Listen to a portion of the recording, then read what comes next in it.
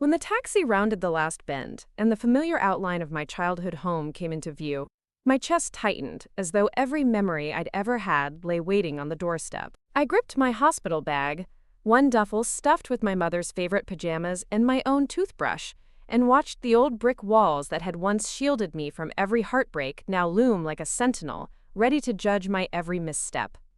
My name is Celestine Harper, a name that once felt too grand for a girl who grew up in a ramshackle house at the edge of Cedarwood, Ohio.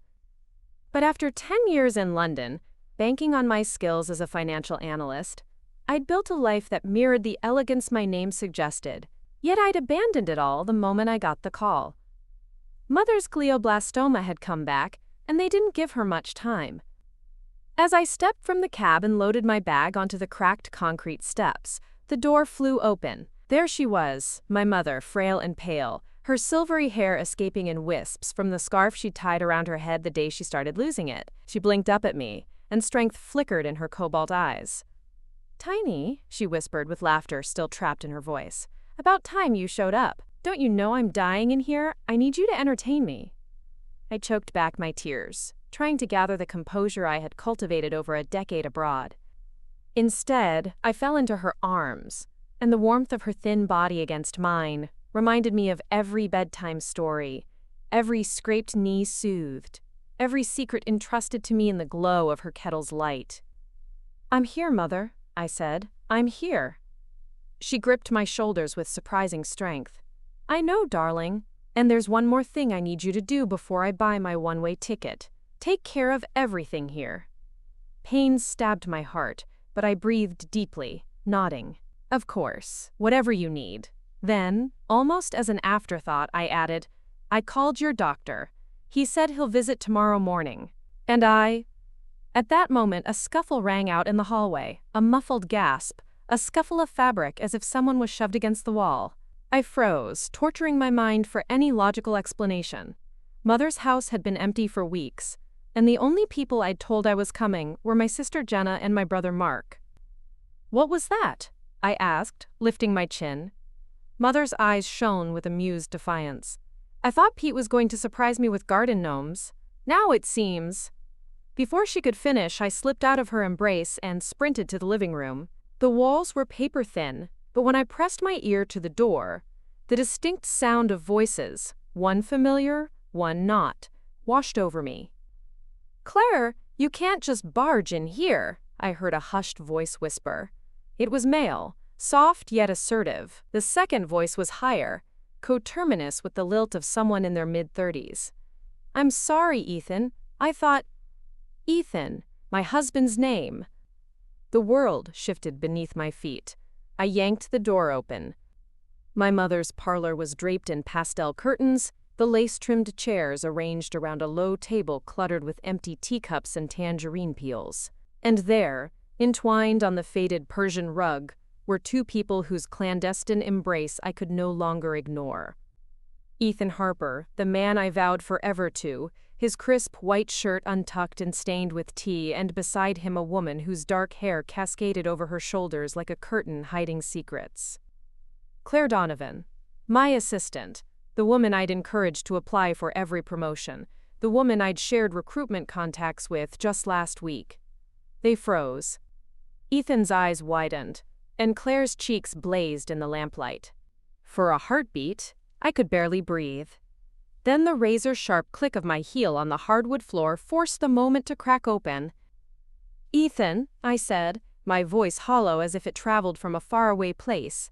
"Care to explain why you've been redecorating my mother's living room?" He scrambled to his feet, smoothing his shirt, but the tremor in his hand gave him away. "Celie, this is not what it looks like." Mother stirred on the couch behind me, her frail body leaning on the pillows. "Lovely color choice," she croaked, gesturing to Claire's floral dress as if approving a new sofa fabric. "Did you two redecorate? The tangerines are charming." Claire rose, her voice uncertain. "Mrs. Harper, Angela, it's not like that. Your daughter wasn't supposed to be here." My mother coughed, her gaze sliding between us. "Why would anyone think I'd appreciate tangerines in midwinter?" "Now, Ethan, honey, go help Celestine explain herself to the pit bull out back." I wanted to scream. Or run. I wanted to collapse onto the rug and weep for the betrayal that cut deeper than any chemotherapy could. Instead, I squared my shoulders and turned to face them. "You've broken into the one place I thought was safe," I said quietly, every word deliberate. "My mother's home, her sanctuary. And you thought this would be an acceptable surprise." Claire ducked her head. "I'm sorry, Celie. I never wanted to hurt you. I love him." Ethan's jaw clenched. "Tiny, please." I let his nickname hang in the air, a gentle echo of a past we shared. "Call me Celestine," I said. "Or don't call me at all." Then I turned on my heel and walked out of the room without a backward glance. Upstairs, every footstep rattled the memory of betrayal. When I reached my old bedroom, stripped bare of posters, now lying empty, I perched on the edge of the bed frame and let the tears finally come.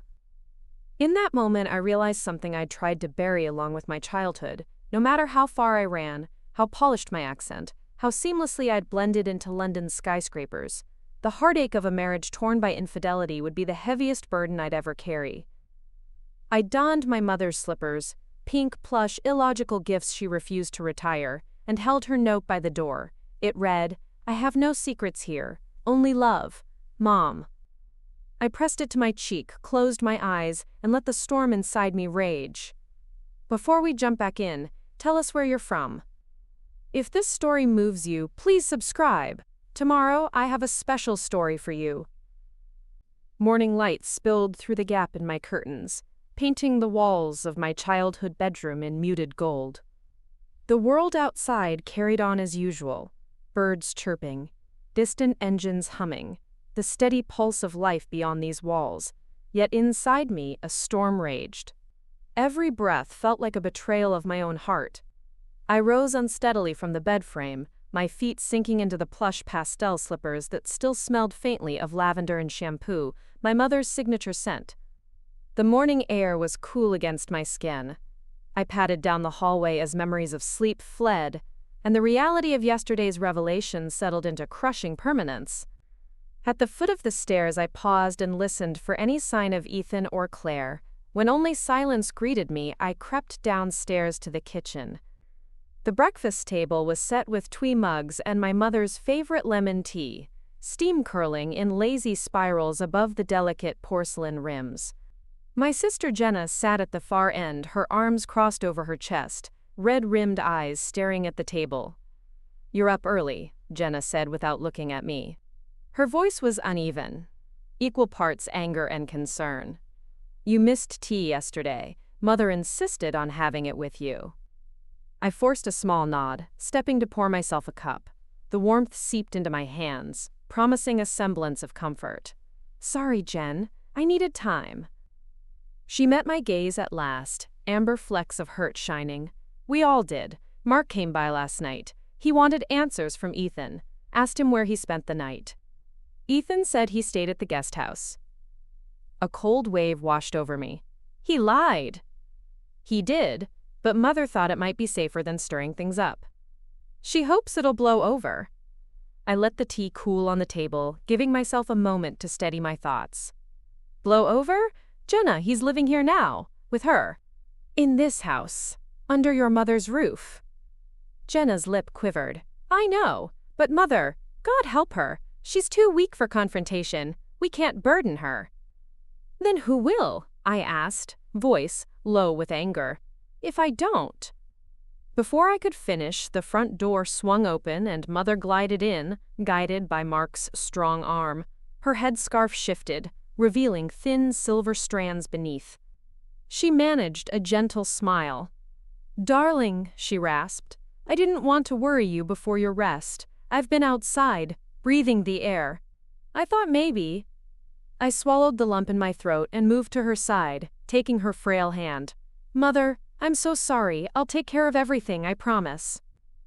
She squeezed my hand with surprising force, then she drew in a shuddering breath that rattled her chest.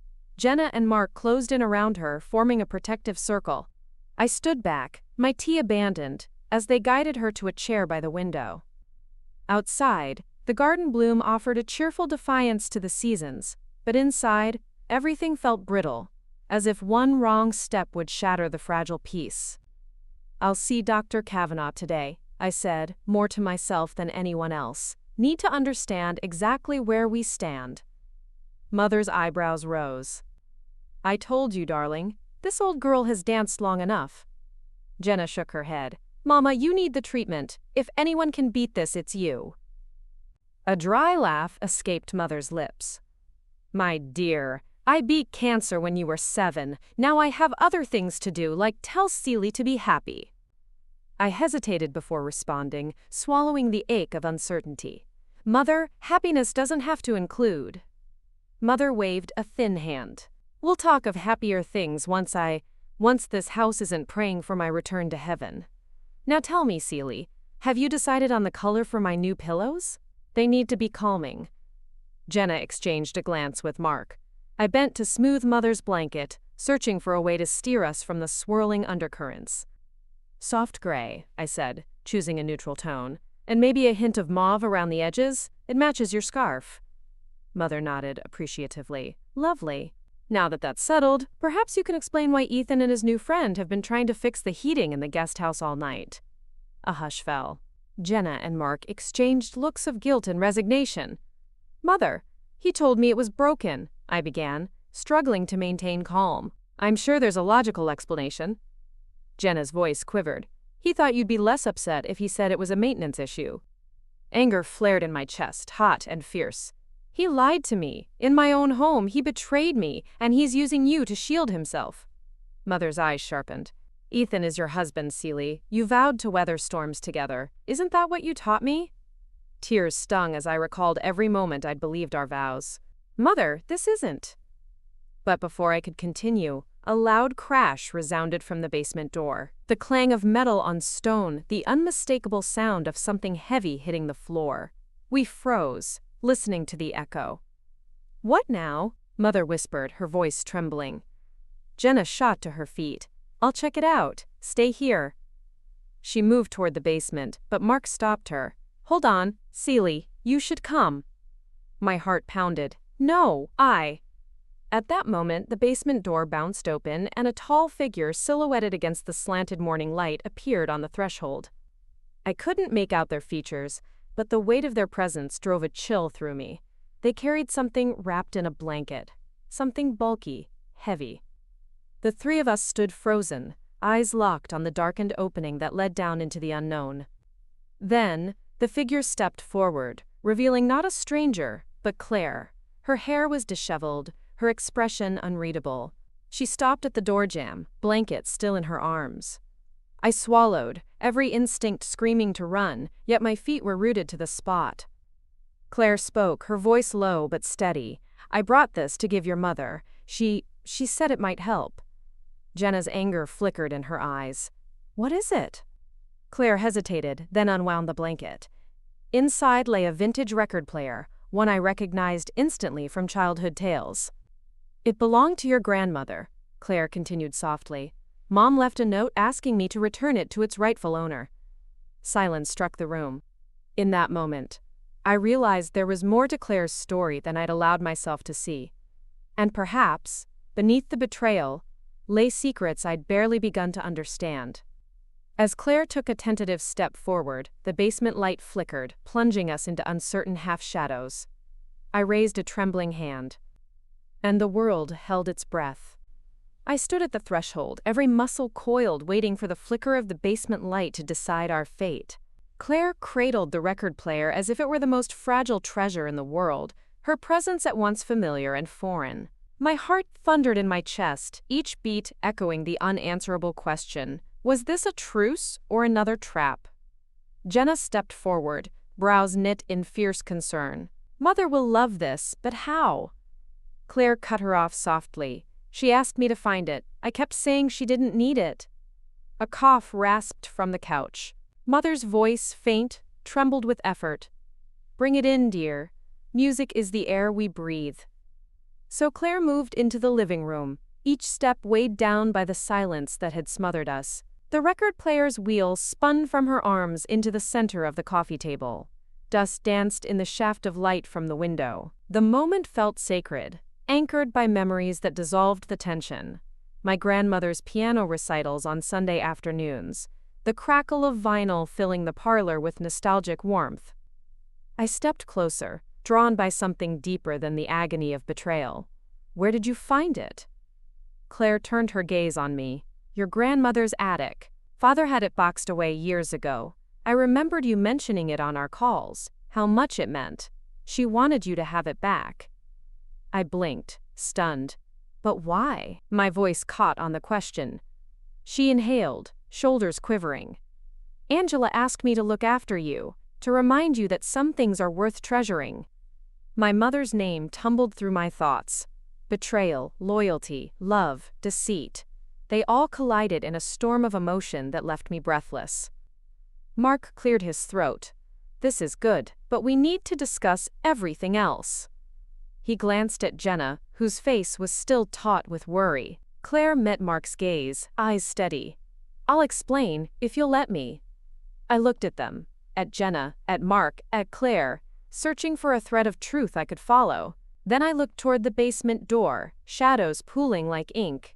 "We'll talk here," I said, voice firm. "But perhaps downstairs, where no one can overhear." Jenna led the way, her hand on my arm as if to shield me from the remnants of yesterday's storm. Down the narrow stairs we went, the hush of the basement wrapping around us like a shroud. The faint hum of the heating unit mingled with the lingering scent of oil and stone. Claire set the record player on a wooden crate and drew up a chair. The soft tick of a clock echoed in the space. I perched on a bench opposite, my palms sweating despite the cool air. "Start at the beginning," I said. "Tell me what happened." She inhaled slowly. "After you left for London, things changed. Ethan and I worked closely on the Peterson account. Late nights, brainstorming sessions. I know it sounds cliché, but we connected. He was different with me, vulnerable. He said he felt stuck. Your mother's illness, the distance. He felt he couldn't confide in you. I suggested he come here, see Angela. She could help him work through his guilt." I let the words settle, each syllable a nail on the coffin of my marriage. "So you moved in." "I helped him unpack," Claire whispered. "He asked me to stay last night to help fix the heating. He was worried about your mom.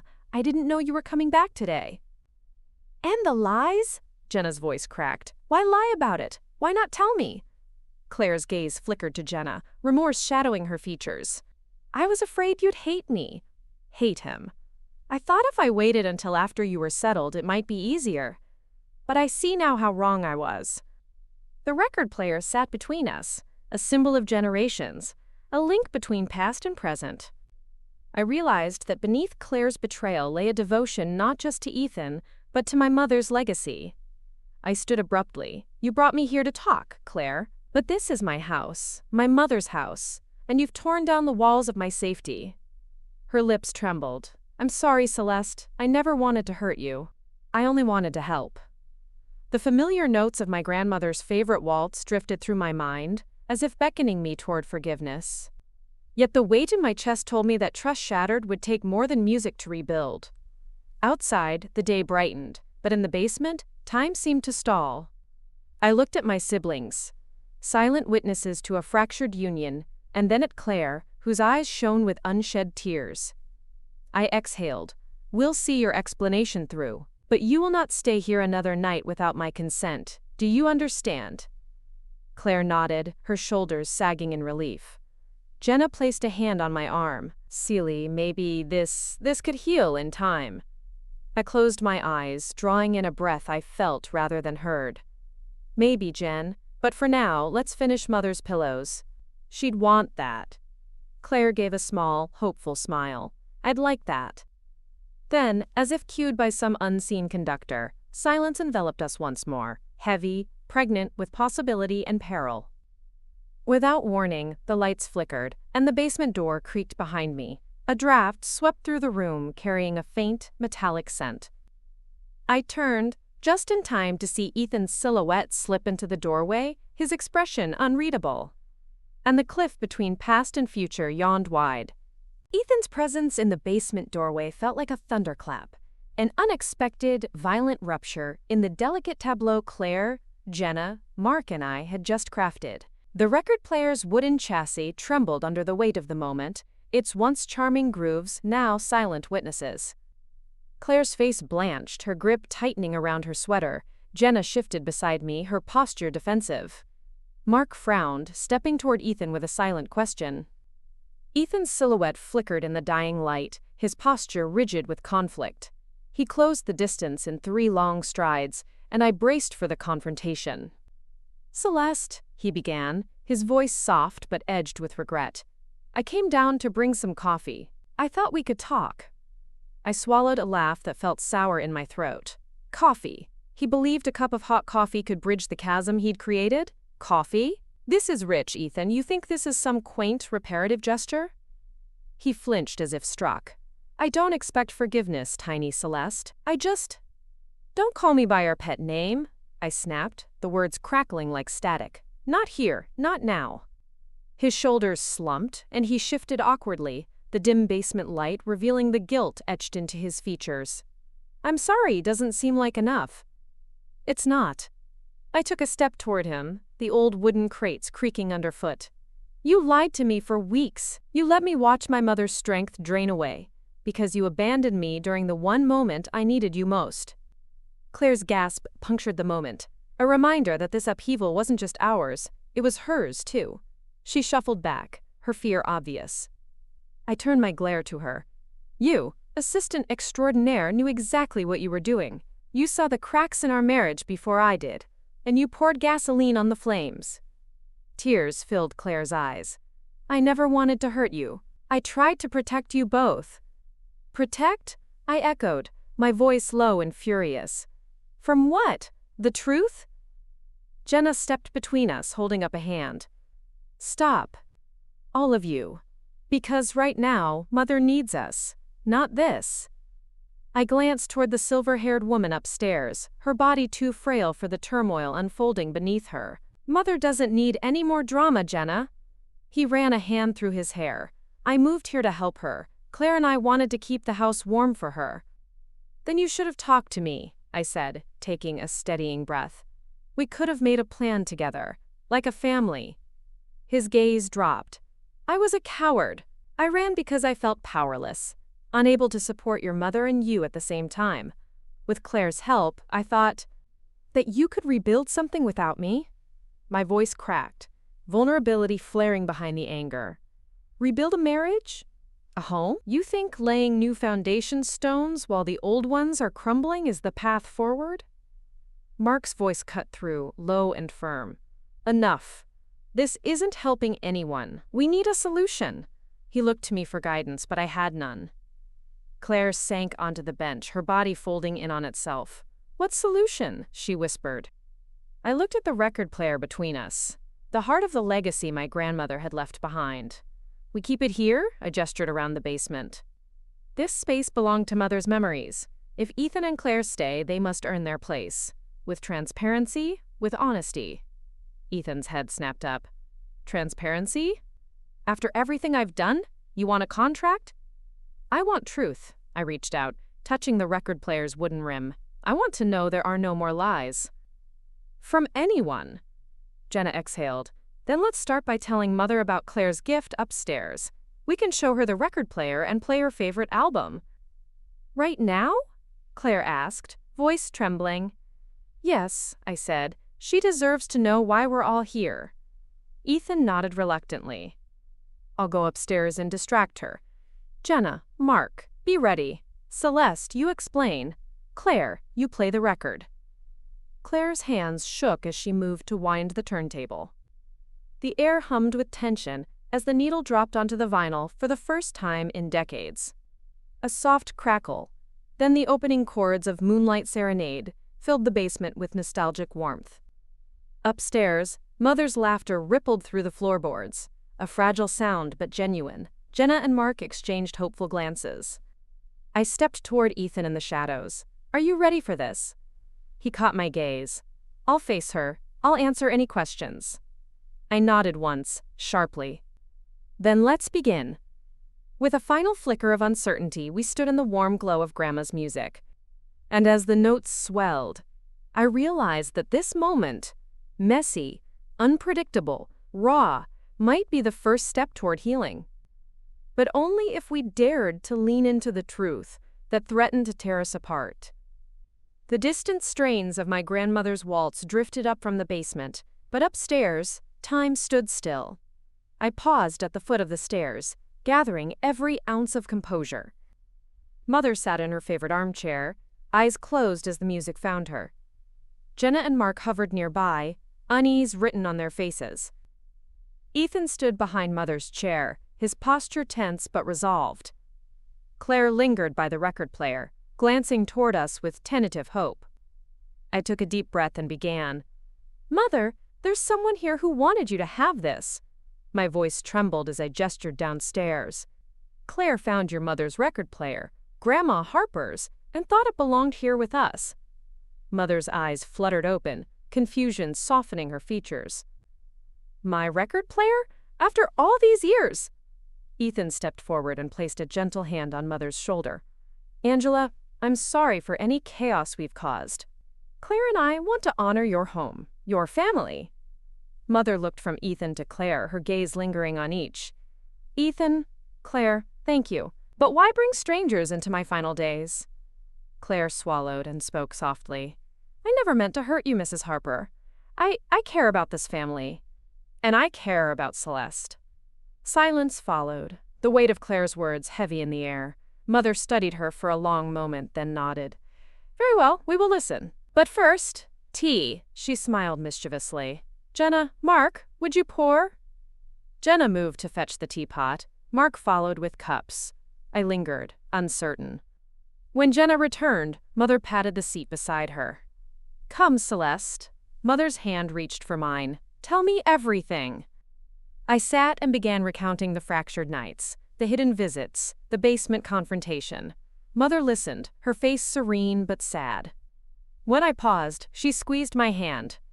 "My dear," she whispered, "love is messy, but so is healing." At that moment, Jenna cleared her throat and spoke. "This story took us a long time. If you like it, subscribe. Now, back to the story." Laughter rippled through the room, soft, genuine. Even Claire cracked a small smile. Charging forward, I resumed the narrative. I told them of my journey from London, the comfort I sought in familiar walls, the crushing betrayal that had nearly broken me. As the words tumbled out, the knot in my chest loosened, the act of speaking truth a balm to old wounds. Ethan rose and approached, voice husky with emotion. "Celeste, I was a fool. I forgot the vows we made, but I want to rebuild, not behind your back, but beside you." I looked at him, heart torn between anger and longing. "Words aren't enough. You must prove it." Claire nodded vigorously. "We will, Celeste, I promise." Mother cleared her throat. "Now let's have that music. Claire, play the next record. I want to hear your grandmother's voice again." Claire returned to the player, sliding the needle to the next track. The basement melody drifted up once more, and Mother's smile shone like sun, through winter clouds. In that fragile moment, teacups steaming, music lifting, hearts tentative, we found the first glimmer of hope. And as the notes swelled, I realized that even in the darkest chapters, love and truth could guide us toward a new beginning. The morning after the record player's revival, the house felt different, alive with possibility, yet still humming with the echoes of our confessions. I woke before dawn, unable to shake the reverberations of yesterday's emotional whirlwind. The hush of pre-dawn enveloped the rooms as I padded to the window, peering into the garden where dew clung to leftover blooms, each droplet a fragile promise. Downstairs, I found Jenna already preparing breakfast, sizzling bacon, eggs tucked into a ceramic casserole dish, and stacks of golden pancakes. She glanced up with a tired smile. "You slept?" I nodded, taking the seat across from her. "Barely." "I get it," Jenna said softly, sliding a plate toward me. "It'll take more than a record player to knit everything back together. But it's a start." I sighed, picking at the bacon. "I know. Every part of me wants to snap back to before. But that world is gone." She reached across the table, her hand warm on mine. "Maybe you don't need to go back. Maybe you need to build something new." Her words settled in my chest, heavy but comforting. I nodded. Something new. We ate in silence, the clink of cutlery punctuating each thought. When breakfast ended, Jenna rose to clear the dishes. I remained seated, mind swirling with possibilities.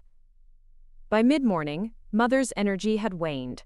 I guided her to the sunroom, arranging cushions behind her back and draping a shawl over her shoulders. The light filtered through stained glass panels, painting her face in hues of amber and rose. "You look beautiful, Mother," I whispered, brushing a stray hair from her forehead. She smiled, her eyelids fluttering. "Beautiful? Oh, Tiny, stop!" I produced a stack of photos from my bag, images of Mama and Grandma, of birthdays long past, of Christmas mornings with snow-dusted windows. Mother's eyes lit as she recognized each scene.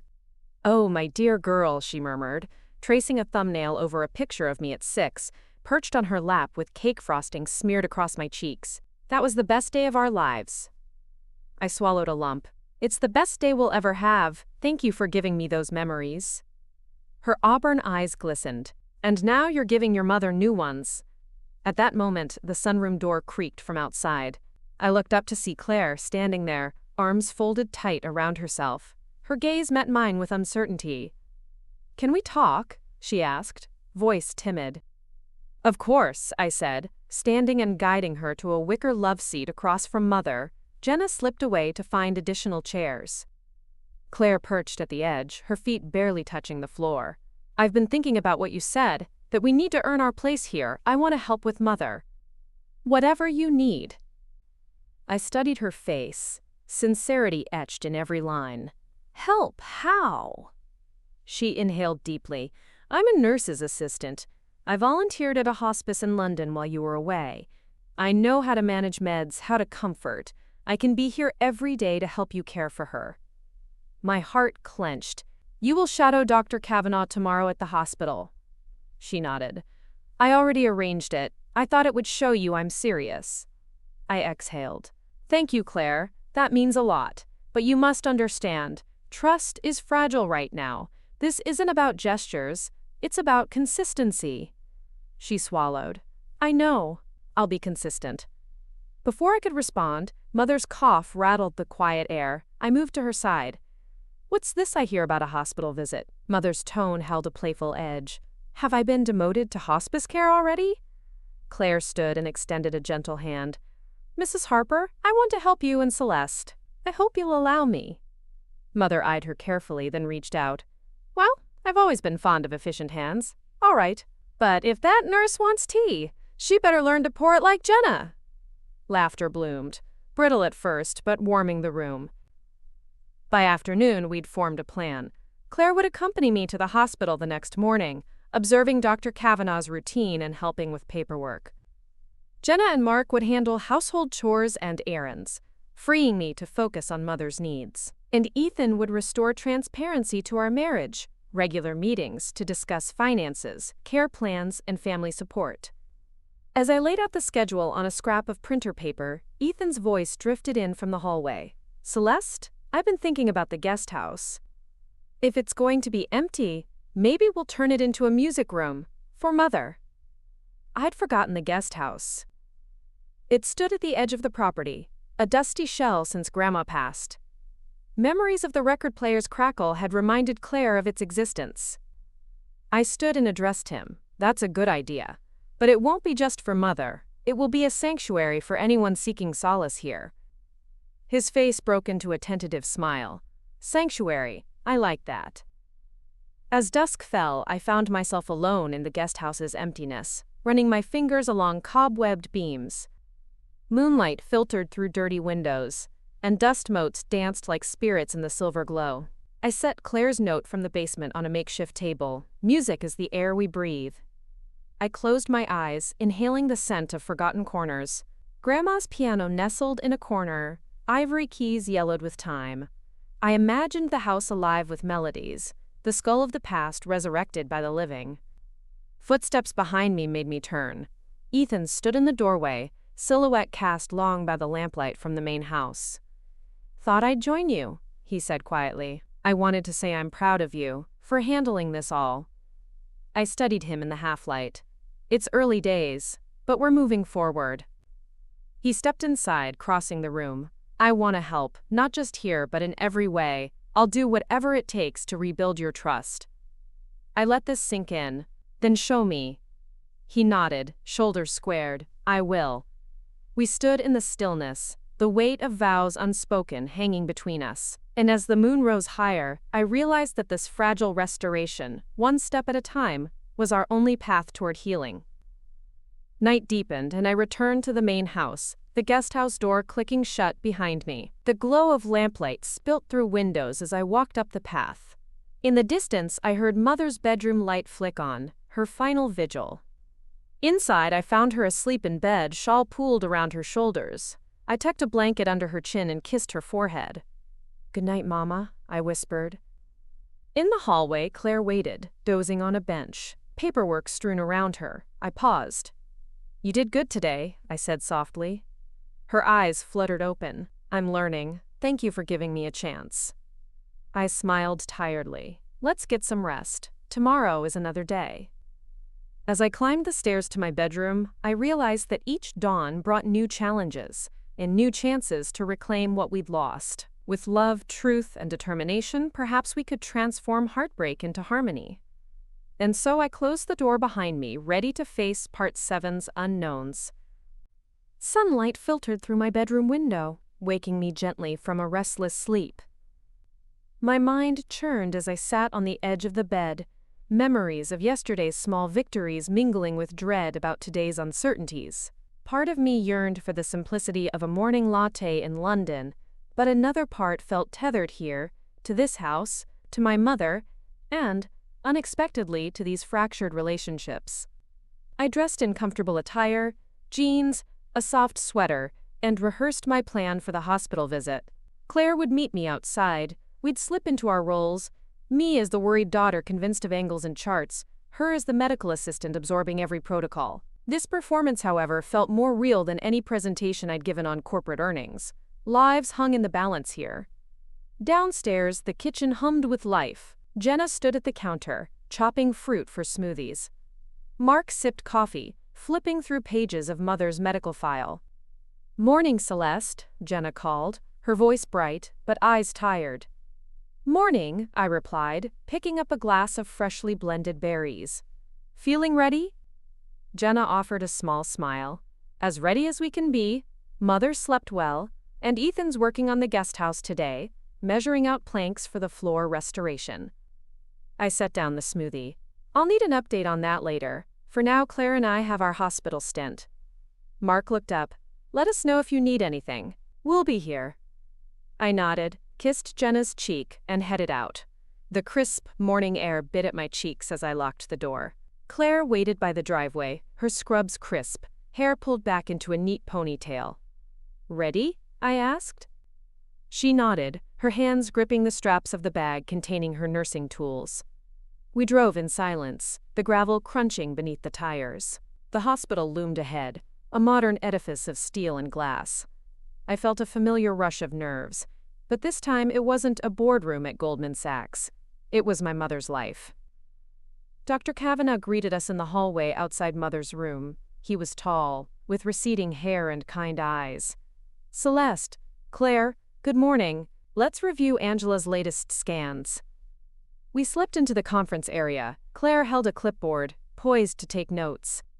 "Her tumor response to the third round of chemo was promising," Dr. Kavanagh began, pointing to a series of scans on a wall-mounted screen.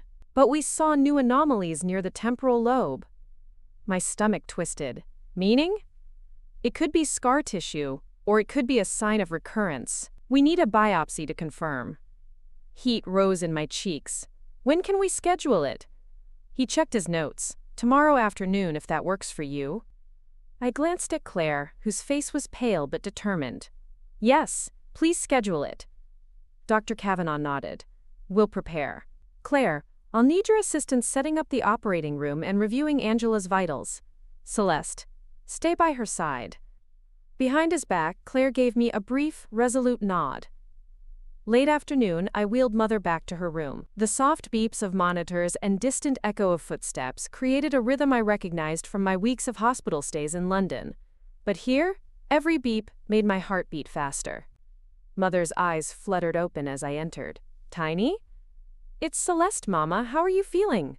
A weak smile curved her lips, like I've been run through the wash. I pulled her chair closer. Tomorrow, they'll do a biopsy. We'll know more by evening. Claire will be there, and I'll be right outside. She squeezed my hand. Your friend? The one who surprised me with the record player? Yes, she's here to help. Mother's gaze sharpened. Celeste, I trust you to judge character. If she earns your trust, she has mine. Tears welled. Thank you, Mother. She closed her eyes. Rest now. We'll face tomorrow together. That evening, back home, the house felt cavernous without Mother's steady presence. Jenna and Mark conferred over spreadsheets by the dining table. Ethan returned from the guest house, saw my expression, and approached. How did it go? He asked. I sank into a chair. They scheduled the biopsy. Tomorrow afternoon. His face tightened. I'm coming with you. I shook my head. No, you've done enough. I need you to prepare the guest house. Make it a peaceful space for her recovery. He nodded, though disappointment flickered in his eyes. I understand. Claire appeared at the kitchen doorway. I'll set up next week's medication schedule. I'm ordering custom pill organizers and reviewing her allergies. I gave her a tired smile. Thank you. Jenna spoke then, breaking our gaze. Let's have dinner. We need to fuel up before tomorrow. Knife and fork in hand, we gathered around the table. Conversation was light. Memories of childhood vacations, jokes about Mother's stubbornness. But beneath the laughter lay tension, a fragile thread holding us together. Night deepened, and I walked the halls with Mother's chemo bag, fluids scheduled to infuse overnight. I set the drip by her bedside and checked the settings, heart throbbing as the first drop fell. Claire waited in the corner. All set? I nodded. All set. She studied me. You're carrying so much. I exhaled. We all are. Promise me something, she said softly. What? You won't face this alone. Lean on us.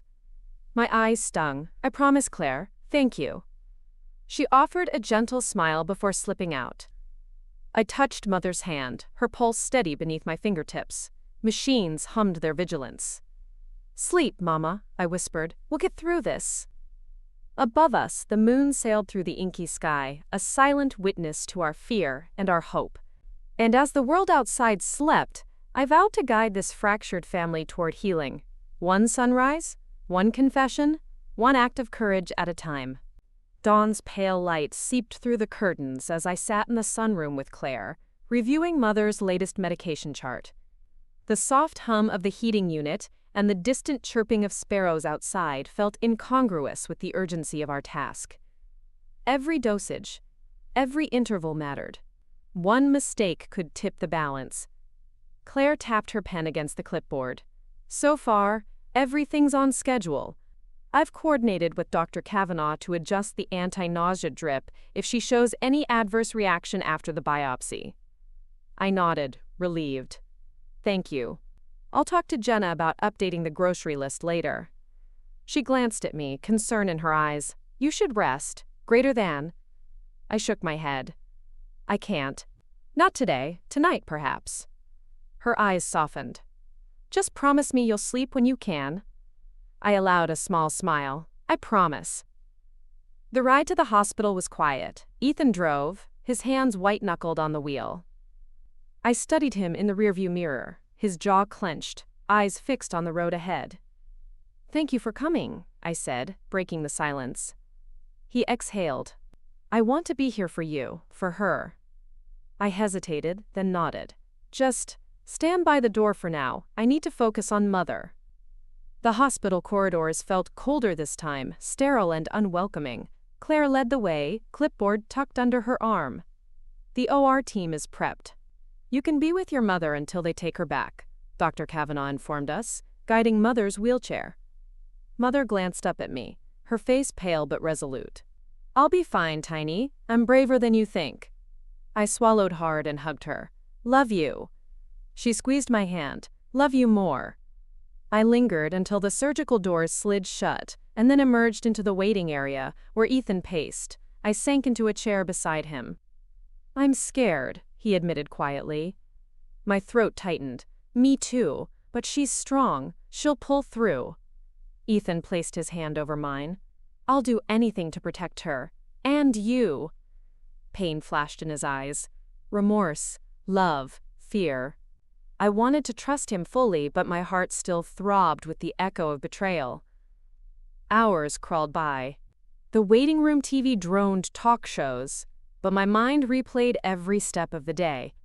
I checked my phone. Jenna's message said Mother was stable, but they needed biopsy results soon. Claire returned first, her face composed but exhausted. "It's done. They're sending the samples to pathology. It'll be a few hours for results." Mother handled it like a champion. Relief flooded me. "Thank you, Claire." She offered a tired smile. "Let's go tell Ethan." He took the news stoically. "I'll stay here. You should get some air." I rose, stepping outside into the crisp afternoon breeze. The hospital courtyard smelled of wet grass and antiseptic. I inhaled deeply, letting the cool air chase away my dread. A figure approached. Jenna, looking anxious but determined. "How is she?" I asked. Jenna hesitated. "She's resting, but there's something else." My pulse quickened. "What?" She glanced around before leaning in. "While you were away, I found some of Mother's old letters in the attic, hidden in a box with Grandma's things. They mention a second will she made, one that changes everything." My heart lurched. "A second will? What does it say?"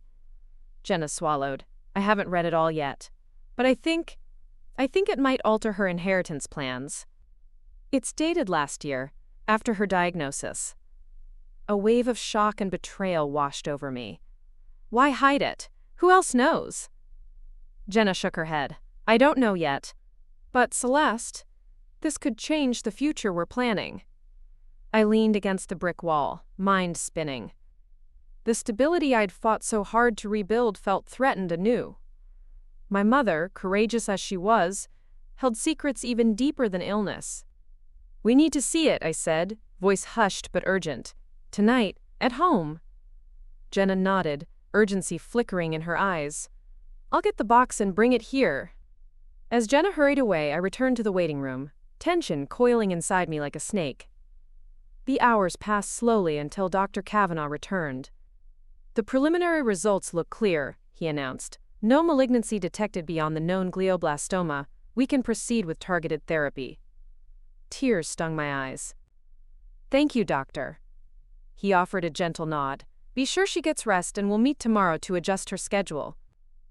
Back home, dusk had settled into the rooms. I found Jenna in the attic corner where Grandma's boxes lay. She handed me a small mahogany chest, its lock long broken. "Here," she said softly. I set it on the dining table as Mark joined us, and Claire and Ethan lingered in the doorway, concern etched on their faces. "What is it?" Ethan asked. "Mother's will," I whispered, opening the lid. Inside lay folded sheets of paper, Mother's neat handwriting looping across them. I unfolded the first page, my eyes scanning. "To my dearest Celestine, Jenna, and Mark, if I should leave this world sooner than expected, I wish to distribute my estate thus." My breath hitched at the end of the visible lines. Claire's name was included. An unexpected addition. I looked up, shock and confusion swirling. "Claire?" Claire's cheeks flushed. I didn't know." Jenna swallowed hard.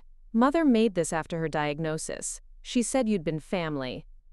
Silence thundered through the house. The inclusion felt like both an honor and a wound, honoring Claire's devotion but reminding me how tangled our bonds had become. My hands trembled as I refolded the paper. "Mother, why keep this secret?" Footsteps echoed from upstairs. Mother's return from the hospital. We froze. I rose, heart pounding. We need to speak with her, now. As we ascended the stairs, the paper heavy in my hand, I realized that tonight's revelations could either forge us closer or tear us irreparably apart. And in the hush before her bedroom door, I braced for the truth that would decide our fate. My heart pounded so loudly I half expected it to echo down the hallway.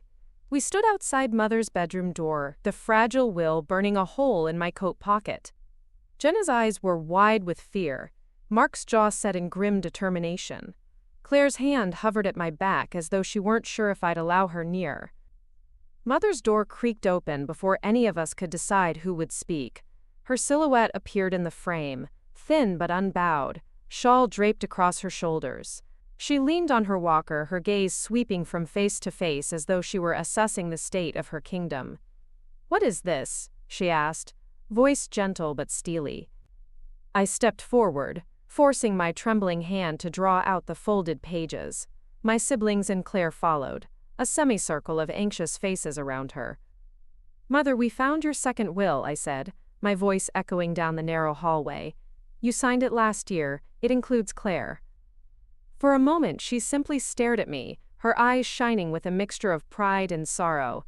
Then she nodded slowly, as though bracing herself. "Yes," she said, her voice quavering, "I did." Claire's face went pale. You wrote me into your will?" "Mama, Mother raised a hand, halting her. "Shh, listen." We arranged ourselves in the bedroom, Jenna at the foot of the bed, Mark by the window, Ethan close to the door, Claire beside me. The bed itself was scattered with pillows in the soft gray and mauve I'd chosen earlier, their presence a quiet testament to the care we'd taken. I unfolded the first page of the will, reading aloud. "To my dearest Celestine, you are my firstborn, my pride, the embodiment of every dream I ever had. Your strength gives me hope. To Jenna, you are my wildflower, fearless and fierce. To Mark, my rock, steadfast and wise. And to Claire, my family by choice, whose kindness and compassion have brightened my darkest days.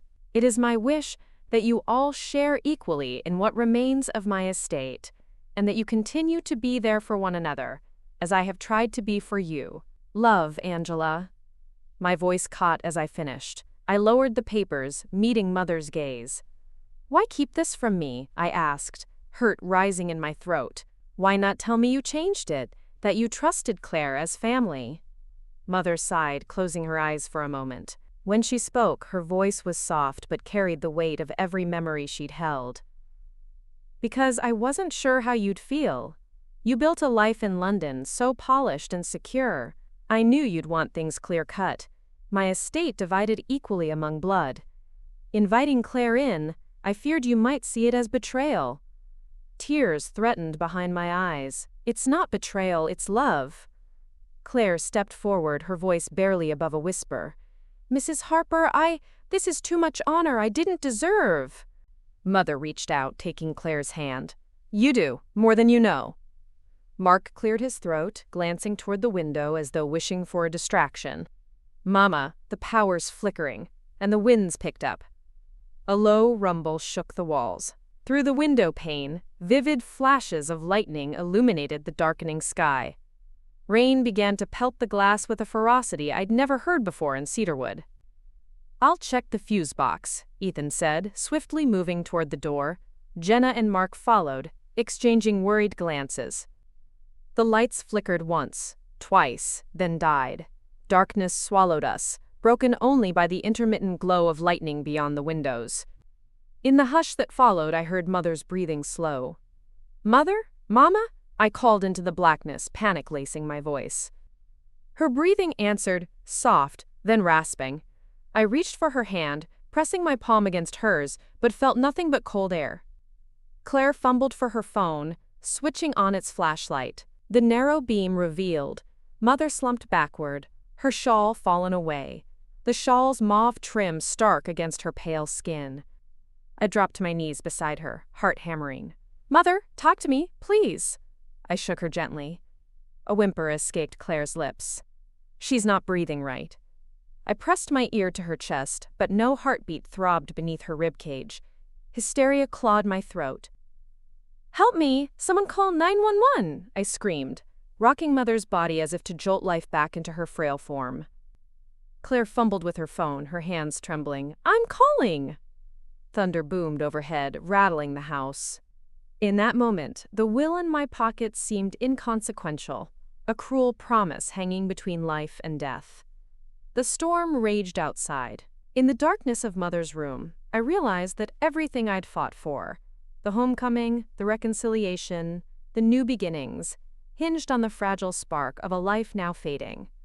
And as Claire's voice trembled through the phone, calling for help, I understood that the greatest cliffhanger of all was just beginning. Flashing sirens painted the ceiling of Mother's bedroom in urgent strokes of red and blue. Medics poured through the door, streamlined efficiency contrasting starkly with the chaos in my chest. "We need room. Ma'am, step back," a paramedic directed, his voice calm but firm. I stumbled back, hands shaking, as they lifted Mother onto a stretcher. Claire hovered beside me, tears sliding down her cheeks, and Ethan gripped my arm, his eyes haunted. "Let's go, Celeste. We'll see her at the ER," he said, voice barely more than a whisper. I nodded numbly, following as they wheeled Mother out. The corridor stretched before us, a tunnel of fluorescent lights and antiseptic air. I fell into step beside Claire. "We'll get her back," she said, eyes fixed on our mother's retreating form. I forced a nod, but every step threatened to buckle beneath me. Metastasized fears and unresolved grief churned inside. The ER waiting room was a sterile holding pen, chairs bolted to the floor in neat rows. Jenna and Mark paced, their faces etched with exhaustion. I joined them, collapsed into a seat as the world beyond the glass doors hushed our panic behind barriers of steel and plexiglass. "What happened?" Jenna asked, voice trembling. I closed my eyes. "Faint? Cardiac arrest? They couldn't detect a pulse." Mark's breath hitched. "They'll do what they can." We waited, time stretching taut. Hours drifted by in a blur of half-empty coffee cups and whispered prayers. I paced until my legs shook, then sank back into a chair, head in my hands. Words I'd said to Mother just hours earlier echoed, unrelenting. "We'll get through this together." Claire knelt beside me. "Celeste, I'm so sorry. If I hadn't—" I placed a hand on hers. "It's not your fault."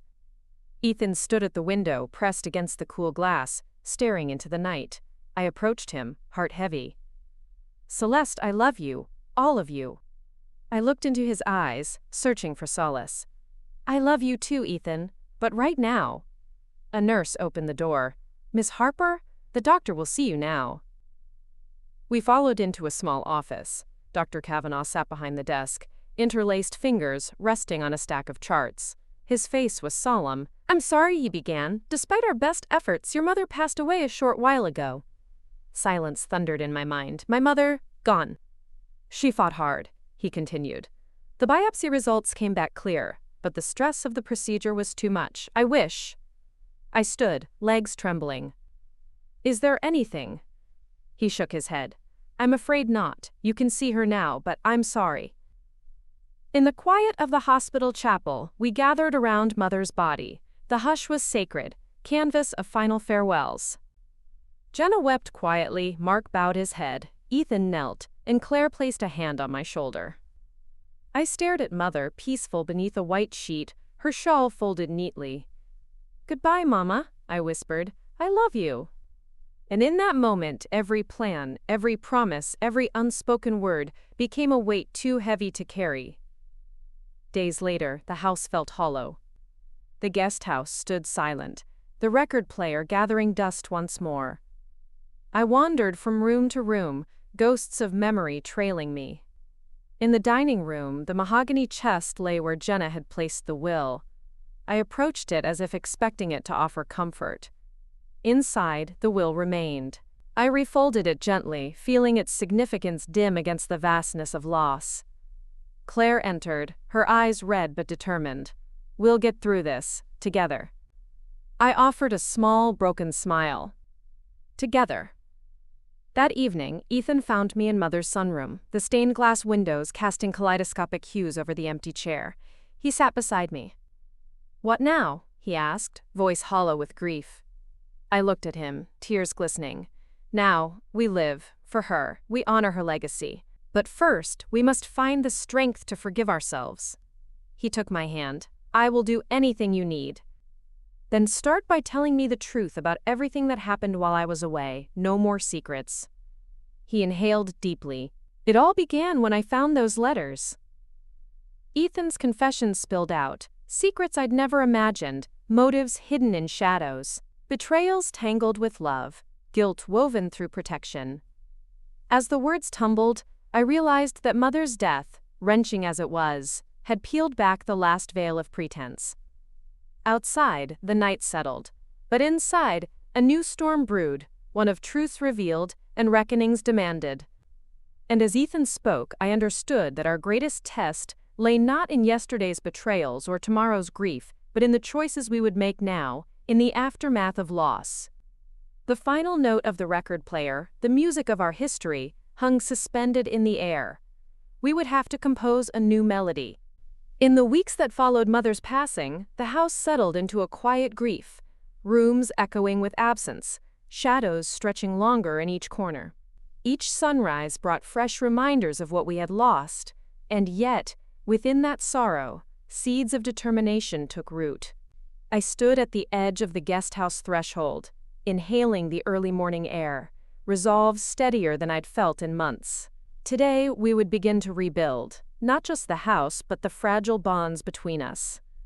Ethan emerged from the main house, carrying plans spread across a clipboard. His eyes met mine, shadowed but hopeful. I've sketched out the restoration for the guest house. Floors, windows, insulation, all to create a space for music and memory. I nodded, tracing the lines of his drawings. And the rest? He drew in a breath. I've scheduled family counseling sessions starting next week. For all of us, with Claire included. Claire joined us, carrying a tray with coffee and pastries. Her presence felt natural now, a soft chord woven into our chord progression. I reached out to the hospice center. They'll send a support team here twice a week. Jenna and Mark arrived, flanking us on either side. Jenna clasped my shoulder. I've started clearing the attic. Boxes for charity, items for sale. We'll find a way to keep Grandma's things, but shift the rest.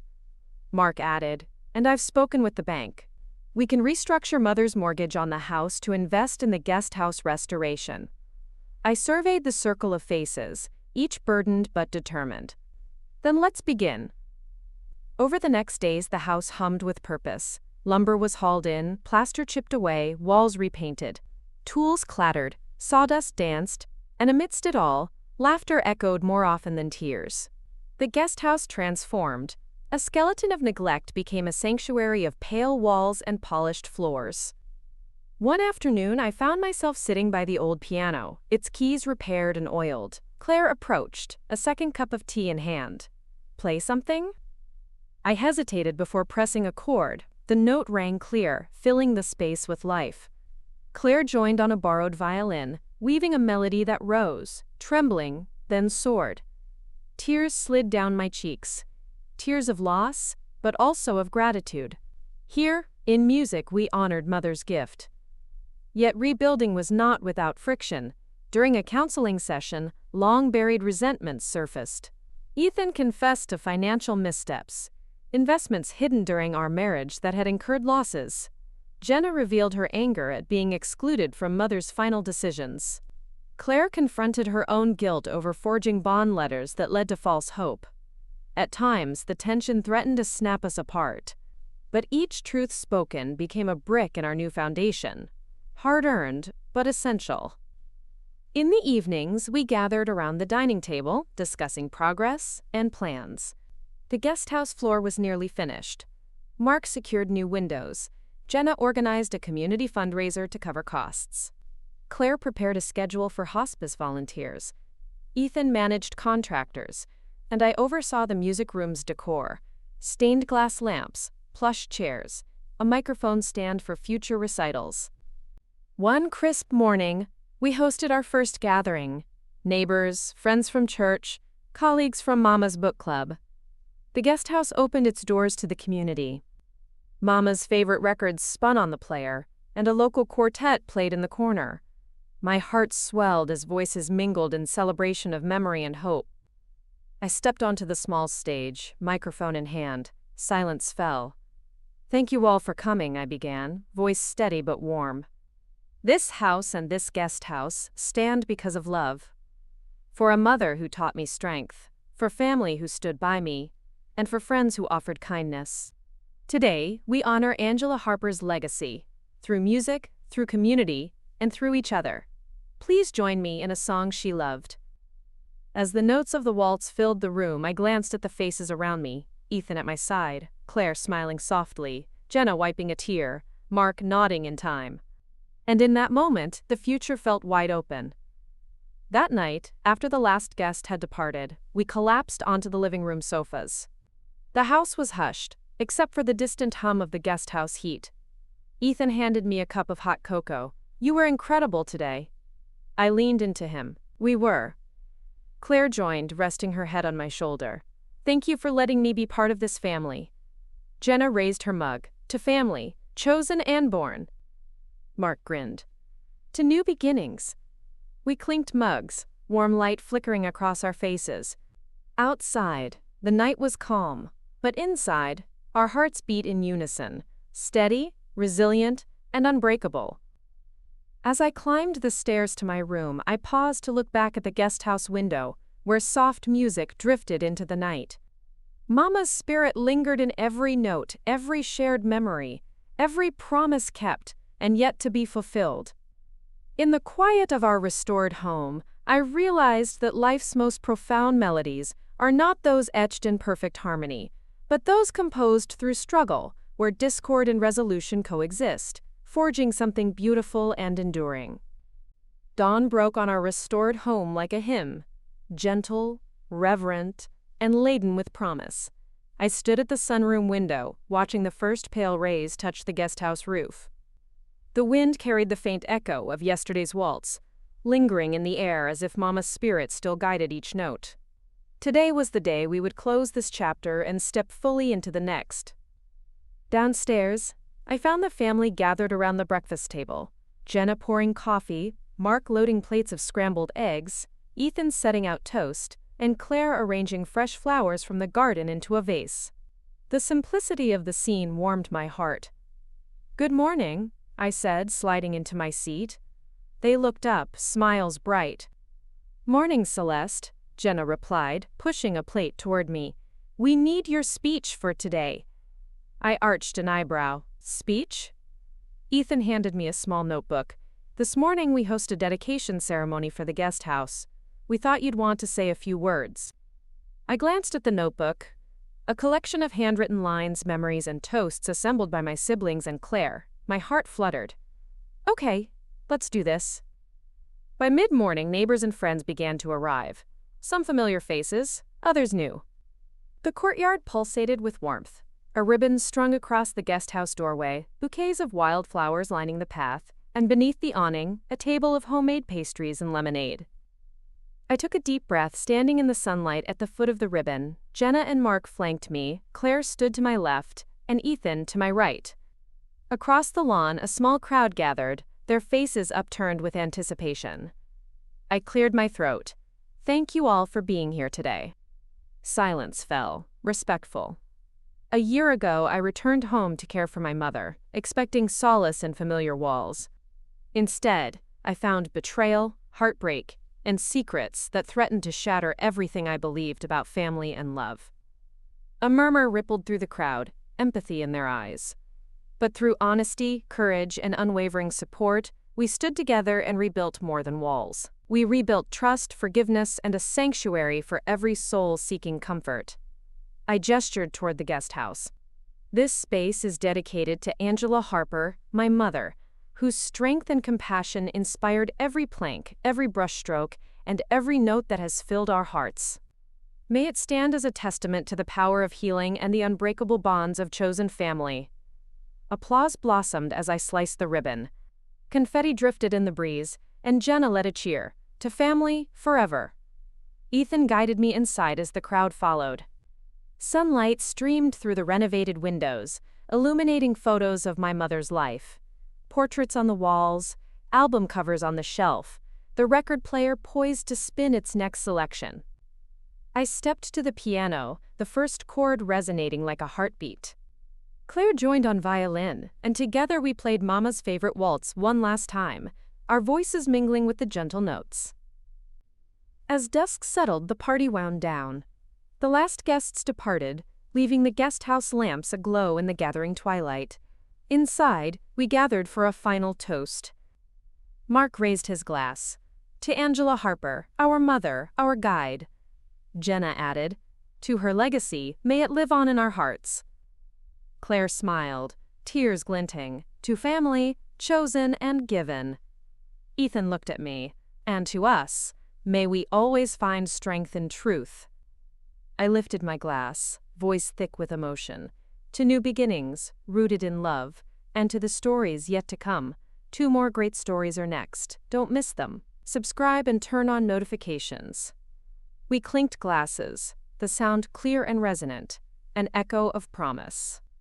Outside, the night sky blanketed us, stars shining like watchful eyes. In that moment, I felt Mama's presence in every breath, every heartbeat, every silent vow. Our story was far from over. It had simply reached a new crescendo, one that would guide us into adventures untold. And as we stood together, bound by loss and uplifted by hope, I knew that with love, honesty, and the courage to face tomorrow, we would compose the most beautiful melodies life could offer. More great stories are next. Do not miss them. Subscribe and turn on notifications.